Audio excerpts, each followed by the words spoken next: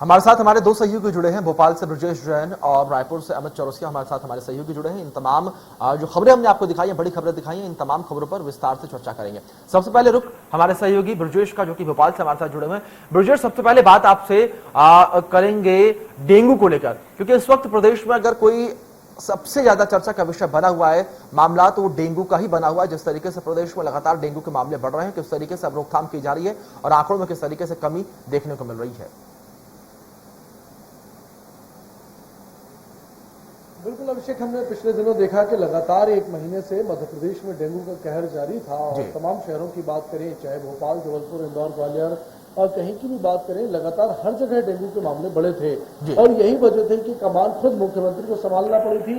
कल ही हमने देखा था कि मुख्यमंत्री शिवराज सिंह चौहान ने भोपाल के नेहरू नगर इलाके में पहुंचकर डेंगू के प्रति जागरूकता अभियान की शुरुआत की थी और ये जागरूकता अभियान की शुरुआत जो की गई थी, ये लगातार प्रदेश में जागरूकता अभियान चलाया जा रहा है। जगह जगह साफ सफाई पर ध्यान दिया जा रहा है और इसके बाद प्रशासन भी चौकस हो गया है, क्योंकि हम लगातार बात कर रहे थे कि स्पॉट पर कहीं भी फील्ड में कोई कर्मचारी, अधिकारी, स्वास्थ्य विभाग का अमला या निगम प्रशासन तैनात नहीं है। यही वजह है कि लगातार डेंगू का लार्वा बढ़ रहा है और ऐसे में मुख्यमंत्री के हाथ में कमान लेने के बाद अब स्पॉट फाइंड भी शुरू हो गया है। निगम ने कल भोपाल में ही 22 से ज्यादा जगहों पर स्पॉट फाइंड किए हैं। एक स्विमिंग पूल में लार्वा मिला था डेंगू का, जिसके बाद 10,000 रुपए का स्पॉट फाइन स्विमिंग पूल संचालक पर किया गया था। ऐसे ही कई जगहों पर भी कार्रवाइयां अब शुरू हो गई हैं। तो सरकार एक तरफ जन जागरूकता कर रही है इस अभियान के दौरान और दूसरी तरफ लगातार उन लोगों पर भी कार्रवाई कर रही है जो डेंगू के प्रति सचेत नहीं है और लगातार लापरवाही बरत रहे हैं। जी जी जी ब्रजेश। अमित, आपका रुख करना चाहेंगे, अपने सहयोगी अमित का रुख करते हैं, हमारे साथ बने हुए हैं रायपुर से। अमित, जिस तरीके से यहाँ पर आज सीएम भूपेश बघेल का पाटन का दौरा होगा, किस तरीके से पूरा दौरा होगा, किस तरीके से इस पूरे कार्यक्रम में क्या कुछ शामिल किया गया है, और वहीं कहा यह भी जा रहा है कि सीएम भूपेश बघेल कई जनसभाओं को संबोधित भी कर सकते हैं और कई छोटे बड़े कार्यक्रम में शामिल हो सकते हैं, विस्तार में बताइए।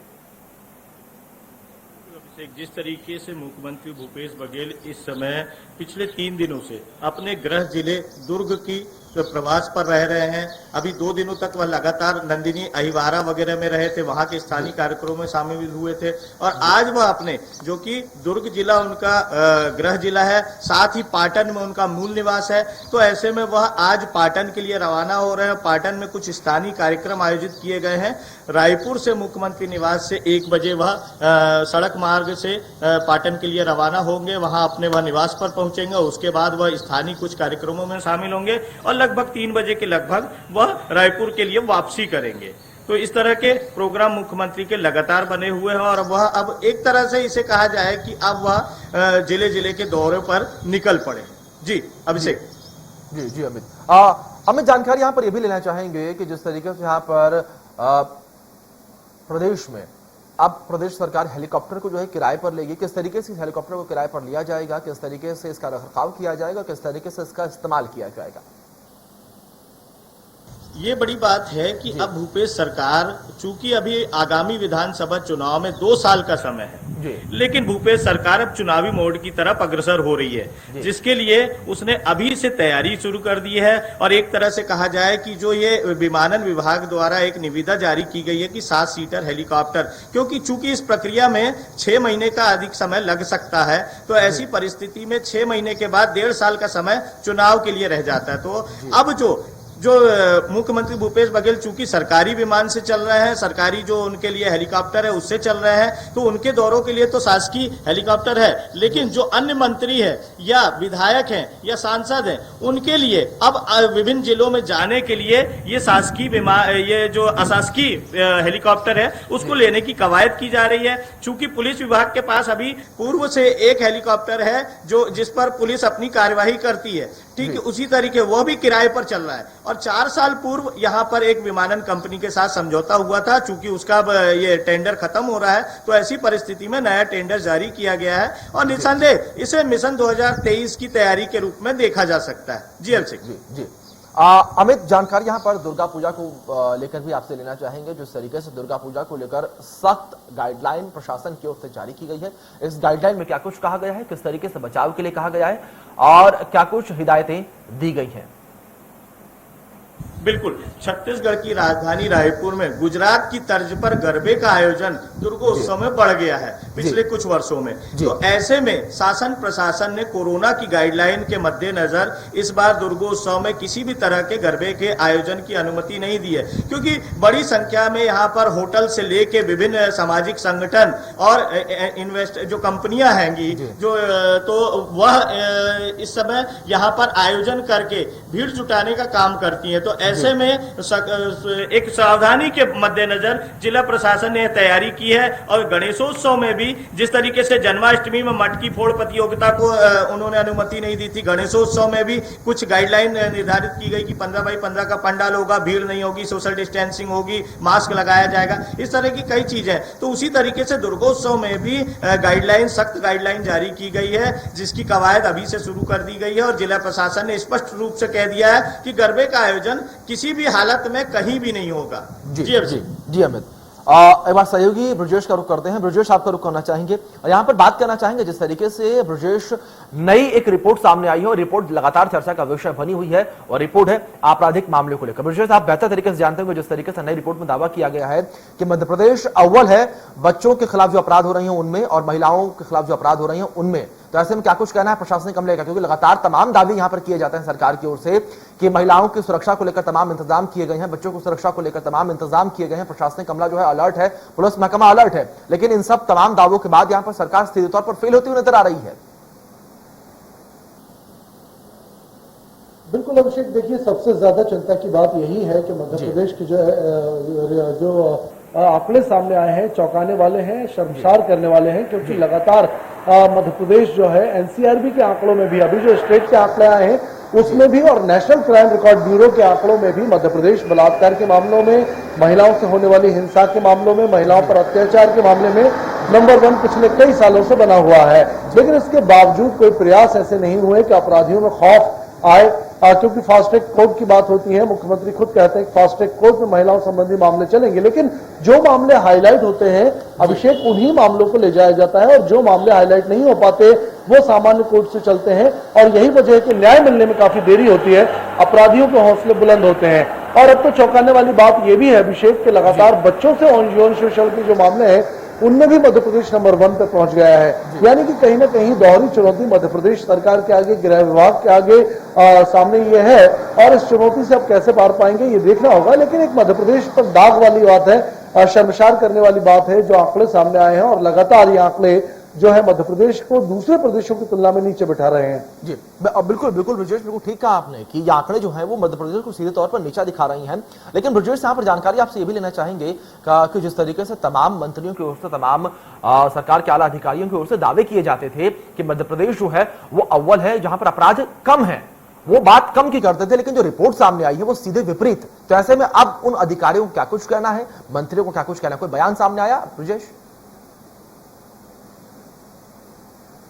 बिल्कुल, देखिए डीजीपी का बयान कल सामने आया था। मध्य प्रदेश के पुलिस के मुखिया जो डीजीपी हैं उनका कहना है कि मध्य प्रदेश में 100% रिपोर्ट दर्ज होती है और दूसरे प्रदेश की तुलना में वो सफाई देते हैं कि दूसरे प्रदेशों में जो अपराध होते हैं वो मध्य प्रदेश से ज्यादा होते हैं, लेकिन उनमें एफआईआर कम होती है और यही वजह है कि एफआईआर की संख्या ज्यादा है और जो एनसीआरबी के आंकड़े हैं या एसबीआरबी के आंकड़े हैं उनमें अपराध ज्यादा मध्य प्रदेश में दिखाई देते हैं। पुलिस के आला अधिकारी इस तरह की सफाई देकर अपने कर्तव्यों से बचना चाह रहे हैं, लेकिन साफ है कि दूसरे प्रदेश के जो आंकड़े हैं, कोई भी हम सिटी ले लें, मेट्रो सिटीज ले लें, मेट्रो जो दिल्ली मुंबई है, ऐसे प्रदेश है, महाराष्ट्र है, यूपी है, उनमें भी मामले कम है। लेकिन भौगोलिक दृष्टि से, आबादी की दृष्टि से मध्य प्रदेश बहुत छोटा प्रदेश है दूसरे राज्यों की तुलना में, लेकिन इसके बावजूद यहाँ पर आंकड़े ज्यादा है। तो कहीं ना कहीं अधिकारियों की ये बात हजम नहीं होती है।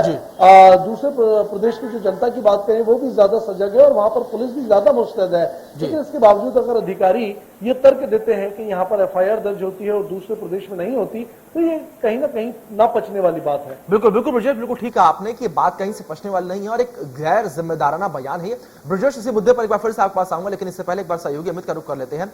अमित, आपका रुख करना चाहूंगा और जानकारी आपसे इस पर लेना चाहूंगा। जिस तरीके से रिपोर्ट सामने आई है इसमें जिक्र छत्तीसगढ़ का भी है और छत्तीसगढ़ हत्या के मामले में अव्वल है, क्या कहना है इस पर प्रशासनिक अमले का?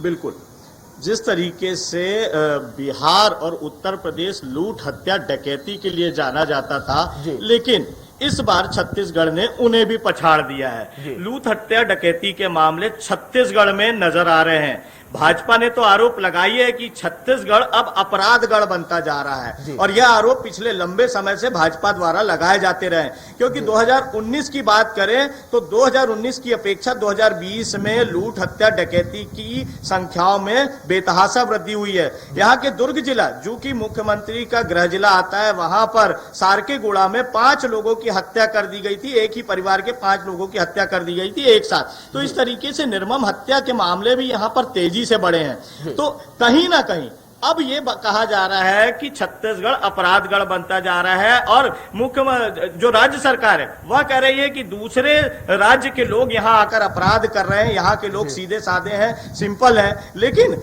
बात यह नहीं है, अपराध का ग्राफ जो बढ़ रहा है वह क्यों बढ़ रहा है, इसको लेकर सवाल है। तो इसको लेकर सवाल विपक्ष भी खड़ा करता है कि जो लूट, हत्या, डकैती के प्रकरण बढ़ रहे हैं वह क्यों हो रहे हैं। और दूसरी सबसे बड़ी बात है कि इस पूरे मामले में कहीं ना कहीं थानों की भूमिका भी बड़ी नगण्य सी है, क्योंकि कोई भी व्यक्ति यदि शिकायत लेके जाता है तो जिस तरीके से मध्य प्रदेश में 100% FIR की बात कही जा रही है, तो वो छत्तीसगढ़ में नहीं है। उन्हें कहीं ना कहीं फाइना देकर यह कह दिया जाता है ये पुलिस अपराध अयोग्य, हस्तक्षेप अयोग्य है। तो इस तरीके की भी घटनाएं हैं। तो बड़ा सवाल है कि थानों में पहुंचने वाले शिकायत FIR में तब्दील क्यों नहीं होती है। जी बिल्कुल अमित, जिस तरीके से आपने कहा कि FIR तक दर्ज नहीं होती है, उसके बाद भी छत्तीसगढ़ अव्वल आया है, कहीं ना कहीं एक बड़ा चर्चा का विषय है और एक बड़ा सवाल निशान खड़ा करता है ये सरकार पर, प्रशासनिक अमले पर और सुरक्षा व्यवस्था पर। रुक करूंगा यहाँ पर अपने सहयोगी ब्रजेश का। ब्रजेश, यहाँ पर जानकारी आपसे लेना चाहेंगे जिस तरीके से इंदौर में आज सड़क परियोजनाओं की सौगात जो है वो प्रदेशवासियों को मिलेगी। ब्रजेश, जानकारी आपसे लेना चाहेंगे किस तरीके से इसका लाभ जनता को मिलेगा और क्या कुछ सौगातें मिलने वाली हैं। बिल्कुल, देखिए, केंद्रीय सड़क परिवहन मंत्री नितिन गडकरी खुद इंदौर पहुंच रहे हैं। वे रातला के जो रतलाम है उसकी जाबर में जाएंगे और वहां पर दिल्ली मुंबई एक्सप्रेस वे का निरीक्षण करेंगे, लोकार्पण उसका करेंगे और ये देखेंगे कि जो दूसरे आसपास के हाईवेज हैं, नेशनल हाईवे जिनका निर्माण चल रहा है, उनका निरीक्षण भी वे करेंगे, फीडबैक अधिकारियों से लेंगे। और इस पूरे कार्यक्रम में मुख्यमंत्री शिवराज सिंह चौहान भी इनके साथ रहेंगे। तो कहीं ना कहीं एक बड़ा express way, Delhi Mumbai express way जो इंदौर, रतलाम, जाबर से होकर निकलता है, उसकी सौगात आज जो है मध्य प्रदेश के लोगों को मिलेगी। और इसके बाद एक इंदौर और दिल्ली का एक्सप्रेस वे, उसका निर्माण भी किया जाना था। पिछले दिनों कैबिनेट ने मंजूरी दी थी, अगले 3 साल में उसका भी निर्माण किया जाना है। उसकी भी समीक्षा बैठक यहाँ पर केंद्रीय मंत्री नितिन गडकरी लेंगे। तो कहीं ना कहीं लगातार मध्य प्रदेश में जो नेशनल हाईवेज के निर्माण चल रहे हैं उसको लेकर मध्य प्रदेश के लोगों को एक राहत भरी खबर है कि एक और नया एक्सप्रेस वे जो है मध्य प्रदेश के लोगों को आज से मिलने लगेगा। आज से सुविधा शुरू हो जाएगी और वो इसका इस्तेमाल कर सकेंगे। जी, ब्रजेश, आप जानकारी ये भी लेना चाहेंगे कि SHG सदस्यों से सीएम का संवाद होगा, क्या कुछ संवाद में होगा, किस तरीके से पूरा कार्यक्रम होगा?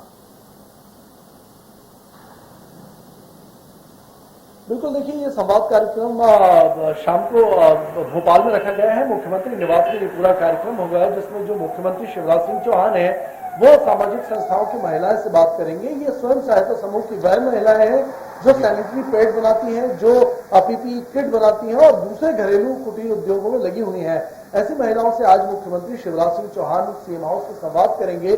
कई नई योजनाओं का सौगात जो है, कई नई जो सौगात है उनके लिए लोन की बात है, लोन की डिमांड की जा रही थी, बिना ब्याज के कर्ज की बात उन्होंने अपनी तरफ से मांग रखी थी काफी लंबे समय से, वो मुख्यमंत्री यहाँ पर पूरी कर सकते हैं। और भी कई सौगात वो जो स्वयं सहायता समूह की महिलाएं हैं और समूह है उनको आज दे सकते हैं। जी ब्रजेश, अमित, आप दोनों लोगों का बहुत बहुत शुक्रिया। आप दोनों हमारे साथ जुड़े, तमाम जानकारियों को हम तक और हमारे दर्शकों तक पहुंचाया। मध्य प्रदेश छत्तीसगढ़ की हर खबर सीधे आपके मोबाइल फोन पर, सोशल मीडिया के हर प्लेटफॉर्म पर है। इंडिया न्यूज मध्य प्रदेश छत्तीसगढ़, अभी सब्सक्राइब करें हमारा चैनल और पाएं मध्य प्रदेश छत्तीसगढ़ की पल पल की खबर।